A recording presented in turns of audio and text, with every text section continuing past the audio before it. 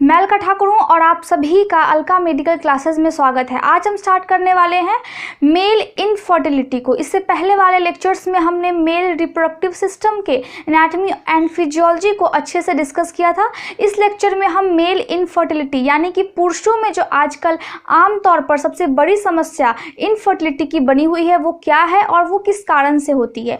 तो सबसे पहले हम इनफर्टिलिटी के बारे में जान लें कि इनफर्टिलिटी आखिर क्या होती है। इनफर्टिलिटी का क्या मतलब है, जैसा कि मैंने यहाँ पे लिखा है, infertility is a situation in which regular unprotected sexual intercourse does not result in pregnancy over 12 months. इसका क्या मतलब, इसका मतलब है कि अगर एक मेल और एक फीमेल के बीच में इंटरकोर्स होती है 12 महीनों तक यानी कि 1 साल तक अनप्रोटेक्टेड यानी कि विदाउट कोई प्रोटेक्शन से, उसके बाद भी अगर एक फीमेल प्रेग्नेंट नहीं हो पाती है, एक बेबी को अगर नहीं कैरी कर पाती है, तो उस कंडीशन को हम क्या बोलते हैं, उस कंडीशन को हम इनफर्टिलिटी बोलते हैं। इनफर्टिलिटी आज हम बात कर रहे हैं मेल में होती है, यानी कि पुरुषों में आजकल ये समस्या बहुत ज़्यादा बनी हुई है।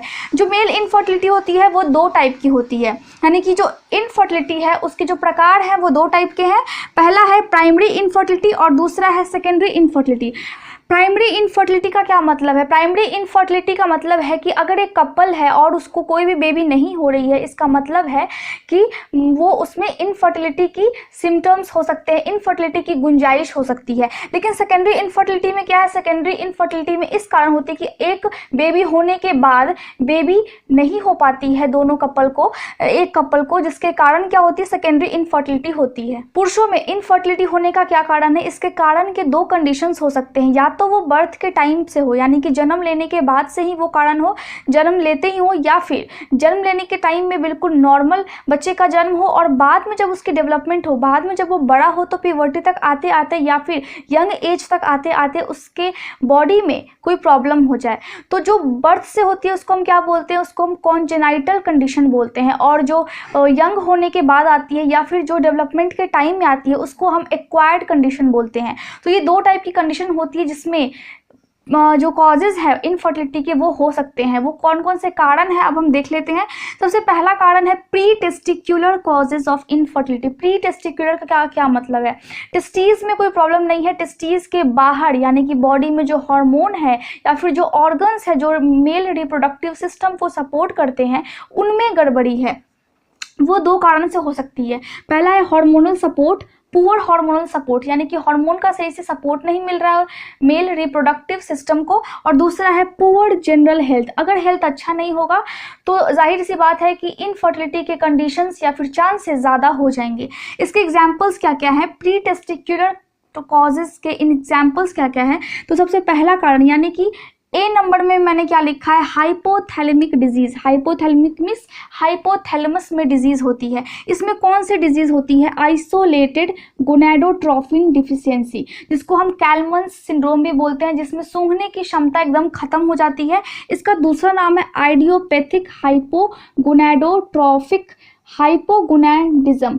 इसका क्या मतलब? इसका मतलब है कि ध्यान से देखिए, हाइपोगोनाडोट्रोफिक इसका मतलब है कि जो FSH यानी कि follicle stimulating hormone interior pituitary gland secrete करती है वो कम सिक्रीशंस होती है उसकी बॉडी में। और जब FSH की कम सिक्रीशंस होगी, तो मैंने पिछले वाले लेक्चर में आपको बताया था कि FSH के कारण ही जो स्पर्म होती है उसका प्रोडक्शन का स्टिमुलेशन होता है, यानी कि स्पर्म बने टेस्टीज में ये FSH के कारण हो पाती है, यानी कि फॉलिकल स्टिमुलेटिंग हार्मोन के कारण ही स्पर्म का निर्माण होता है। दूसरा है हाइपोगोनाडिज्म। हाइपोगोनाडिज्म का क्या मतलब है? जो गोनैड्स होते हैं, मेल गोनैड्स क्या होगा, टेस्टिस को हम बोलते हैं मेल गोनैड्स, और फीमेल ओवरी को ओवम को बोलते हैं। तो जो मेल गोनैड्स टेस्टीज होती है उसका सही से डेवलपमेंट नहीं हो पाता है। क्यों? क्योंकि हार्मोन की सिक्रेशंस कम होती है इस कारण से।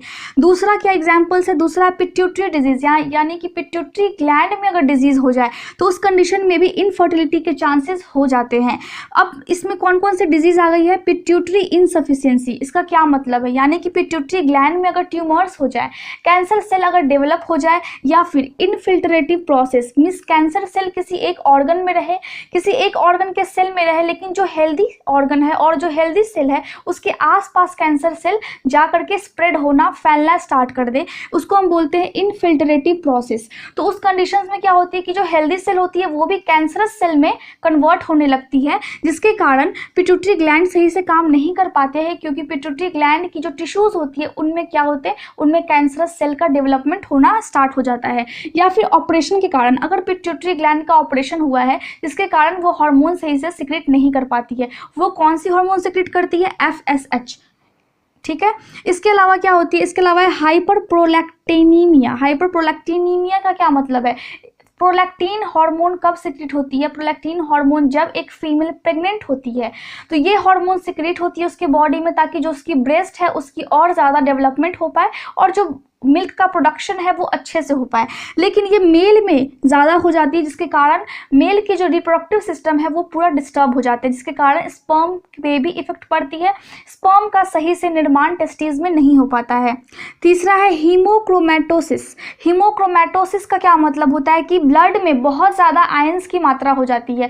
जब ब्लड में आयंस की मात्रा होती है तो बॉडी में जो फंक्शंस नॉर्मली होने चाहिए वो नहीं हो पाते हैं, जिसके कारण इनफर्टिलिटी की समस्या या फिर इनफर्टिलिटी के चांसेस बहुत ज़्यादा बढ़ जाते हैं। प्री टेस्टिकुलर कॉजेज़ का तीसरा कारण क्या है, तीसरा कारण है मेडिकेशंस। अब कौन कौन सी वो मेडिसिन है जिनको लेने से, या फिर कौन कौन सी वो थेरेपीज है जिनको लेने से इनफर्टिलिटी की समस्या होती है। तो सबसे पहला है कीमोथेरेपी, एनाबॉलिक स्टेरॉइड्स। ये क्या होती है, ये स्टिमुलेट करती है मसल टोन को ताकि ग्रोथ हो। जो जिम में जाते हैं जो भी लोग, वो अगर ये स्टेरॉइड्स को लेते हैं तो उनकी मसल्स बहुत हैवी बन जाती है, लेकिन ये इनफर्टिलिटी को इंक्रीज कर देती है, इनफर्टिलिटी को ये बढ़ा देती है।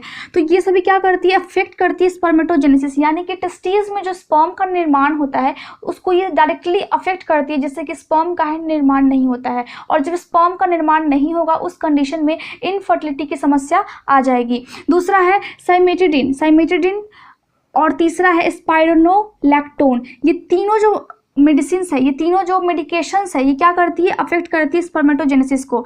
उसके बाद है फेनाइटोइन क्या करती है, डिक्रीज कर देती है FSH यानी कि फॉलिकल स्टिमुलेटिंग हार्मोन को ये डिक्रीज कर देती है, जिससे कि एंटीरियर पिट्यूटरी ग्लैंड इस हार्मोन को बहुत कम सिक्रीट करता है, जिसके कारण क्या होता है, जिसके कारण स्पर्म नहीं बन पाता है, स्पर्म का जो प्रोडक्शन है वो नहीं हो पाता है, जिसके कारण भी जो फर्टिलिटी है वो ज़्यादा इंक्रीज हो जाती है। उसके बाद है सल्फोसालेजाइन एंड नाइट्रोफ्यूरेंटोइन। सल्फेसालेजाइन और नाइट्रोफ्यूरेंटोइन के कारण भी क्या होती है, स्पर्म की जो मोटिलिटी है, मोटिलिटी मीन्स स्पर्म को सबसे पहले वेजाइना में जाना होता है, उसके बाद वो सर्विक्स से फिर यूटेराइन ट्यूब में जाती है और फिर वो फर्टिलाइज करती है एग को। तो इतनी जो लंबी डिस्टेंस है उसके लिए स्पर्म की जो स्ट्रक्चर होती है कुछ इस टाइप की होती है, स्पर्म की स्ट्रक्चर कुछ इस टाइप की होती है और ये बीच में बॉडी होती है और नीचे से इस टाइप की टेल होती है। तो ये चल करके जाती है, यानी कि यूट्रस को ये पूरा यूट्रस तक पहुंचने में इसको डिस्टेंस को कवर करना होता है। तो जो इसकी मोटिलिटी है वही डिक्रीज हो जाती है, तो स्पर्म क्या होगा, स्पर्म यूटेराइन ट्यूब तक पहुंच ही नहीं पाएगा, जिसके कारण फर्टिलाइज नहीं हो पाएगा। और जब एग फर्टिलाइज नहीं होगा इसका मतलब यह है कि जो इनफर्टिलिटी की समस्या है वो ज़्यादा बढ़ रही है। दूसरा कारण है इनफर्टिलिटी का testicular causes of infertility, means इससे पहले वाले में हार्मोन में गड़बड़ी थी और इस कॉजेज में टेस्टीज में गड़बड़ी है। मीन्स टेस्टिकुलर कॉजेज का मतलब है कि टेस्टीज में कुछ ना कुछ गड़बड़ी है, ठीक है। तो क्या होती है कि टेस्टीज या तो सही से सीमेन को प्रोड्यूस नहीं कर पाती है या फिर सीमेन की जो क्वालिटी होती है वो पुअर होती है। अब सीमेन की क्वालिटी ख़राब कैसे होगी, सीमेन की क्वालिटी ख़राब इस तरह से होगी कि स्पर्म को 10% होना है, सेमिनल फ्लूइड को 60% होना है और जो प्रोस्टेट ग्लैंड की फ्लूइड होती है उसको 30% होना है। तो हो सकती है कि इन सभी में से किसी एक की परसेंटेज कम हो जाए, तो इस तरह से उसकी क्वालिटी जो है पुअर हो जाएगी और क्वांटिटी भी कम होती है सीमेन की या फिर स्पर्म की। इस कंडीशन में जब टेस्टिकुलर कॉज होते हैं, इनफर्टिलिटी के जो कारण होते हैं वो टेस्टीज में गड़बड़ी होने के कारण होती है उस कंडीशन में।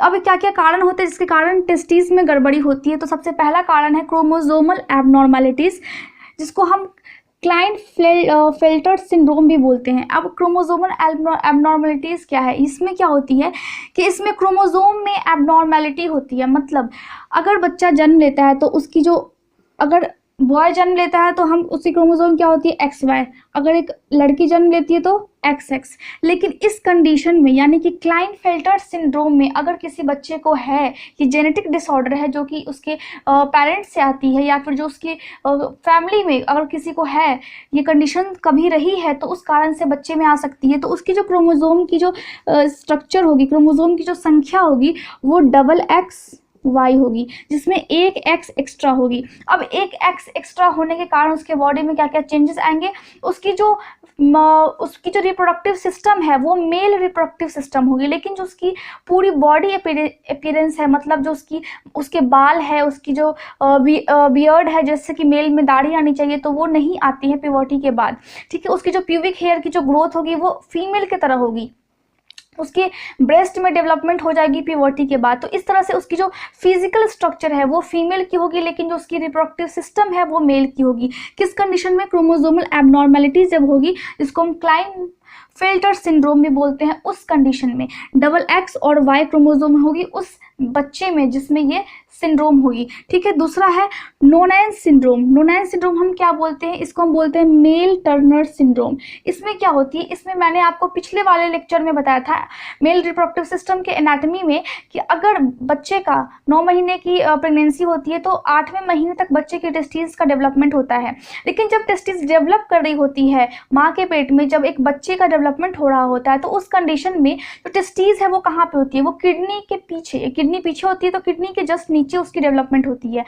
और धीरे धीरे जैसे ही 8वां महीना होता है तो जो टेस्टिस है वो कैसे होती है? वो स्क्रोटम में आ जाती है। स्क्रोटम क्या होती है? स्क्रोटम एक पाउच लाइक स्ट्रक्चर होती है जो बॉडी से बाहर होती है। लेकिन इस कंडीशन में, इस सिंड्रोम में क्या होती है कि टेस्टिस जो है वो डेवलप नहीं हो पाती है, जिसके कारण टेस्टिस किडनी के पास ही रह जाती है और वो स्क्रोटम में यानी कि बॉडी से बाहर नहीं आ पाती है। स्क्रोटम में वो सही से नहीं आ पाती है। इसका मतलब यह है कि जो टेस्टिस है उसका डेवलपमेंट सही से नहीं हो पाता है, जिसके कारण इसके अगर कोई बच्चे का जन्म हो गया है तो अगर कोई मेल है तो उसमें क्या होगी? उसकी जो नीचे वाली जो जॉ होगी वो काफ़ी पतली होगी, उसका जो नेक होगा वो छोटा होगा, उसकी हाइट छोटी होगी, उसमें ब्लीडिंग की प्रॉब्लम होगी, मीन्स अगर थोड़ा भी कट जाएगा तो ब्लड बहुत ज़्यादा निकल जाएगा। तो ये सभी कारण होते हैं नोनेंस सिंड्रोम में। तो नोनेंस सिंड्रोम किस कारण से होगी? जब स्क्रोटम में डेवलपमेंट नहीं हो पाएगा किडनी का, सॉरी टेस्टिस का जब डेवलपमेंट नहीं हो पाएगा स्क्रोटम में, उस कंडीशन में। तीसरा क्या है? Myotonic dystrophy. मायोटोनिक डिस्ट्रॉफी क्या होती है कि मसल्स रिलैक्स नहीं होते कॉन्ट्रैक्शन के बाद। अब अगर पेनिस की मसल है और अगर वो इरेक्ट हो गई है तो उसकी जो फिर वो लूज होने की चांसेस, लूज होने की जो एबिलिटी है वो खो देते हैं। तो उस कारण क्या होती है कि जो सेक्सुअल इंटरकोर्स है उस पर असर पड़ती है, जिसके कारण उसके स्पर्म पर के निर्माण पर भी असर पड़ती है, स्पर्मेटोजेनेसिस पर भी असर पड़ती है, जिसके कारण इनफर्टिलिटी के चांसेस हो जाते हैं। उसके बाद है बायलैटरल एनोर्किया। ये क्या होती है कि एब्सेंस होती है, यानी कि टेस्टिस तो होती है, टेस्टिस का डेवलपमेंट भी सही से होता है, लेकिन एक मेल में टेस्टिस में जो टिश्यू पाई जानी चाहिए, टिश्यू कितनी होनी चाहिए? टिश्यू 3 होनी चाहिए, लेकिन उस टिश्यू में से टिश्यू उसकी एब्सेंट होती है। जो भी टिश्यू होनी चाहिए टेस्टिस में, इस टिश्यू के बारे में मैंने पिछले लेक्चर में अच्छे से डिस्कस किया है और आपको बताया भी है। तो आपको अगर टिश्यूज़ के बारे में जानना है तो आप जाकर के पिछले लेक्चर को देख सकते हैं। तो जो टेस्टिस की जो टिश्यूज़ होती हैं वो सही से डेवलप नहीं हो पाती है, उसमें डेवलपमेंट के बाद भी टेस्टिस के जो टिश्यू है वो एब्सेंट होते हैं। किस कंडीशन में? बायलैटरल एनोर्किया के कंडीशन में। उसके बाद आती है टेस्टिकुलर ट्रॉमा। अगर टेस्टिस में चोट लग जाए उस कारण भी स्पर्म के प्रोडक्शन पर इफेक्ट पड़ सकती है, जिसके कारण इनफर्टिलिटी के जो चांसेस है वो ज़्यादा हो जाएंगे। तीसरा कारण क्या है इनफर्टिलिटी का? तो तीसरा कारण है post testicular causes of infertility. इसका क्या मतलब है? सबसे पहले था कि हार्मोन के कारण फर्टिलिटी थी, उसके बाद है टेस्टिस में गड़बड़ी के कारण फर्टिलिटी थी, इसके बाद है कि टेस्टिस के बाहर जो भी स्ट्रक्चर है, अगर ये टेस्टिस है इसके बाहर ऊपर में एपिडिडाइमिस होते हैं, फिर यहाँ से वैस डिफरेंस निकलती है और फिर ये जाकर के कहाँ पे खुलती है? इस तरह की कुछ सेमिनल वेसिकल्स होती है और सेमिनल वेसिकल्स के पास फिर ये छोटी सी एजैकुलेटरी डक्ट होती है और ऊपर में यूरिनरी ब्लैडर और फिर यहाँ पे प्रोस्टेट ग्लैंड। उसके बाद ये ओपन हो जाती है नीचे की तरफ, ये चली जाती है। तो ये मैंने रफली आपको बताया है।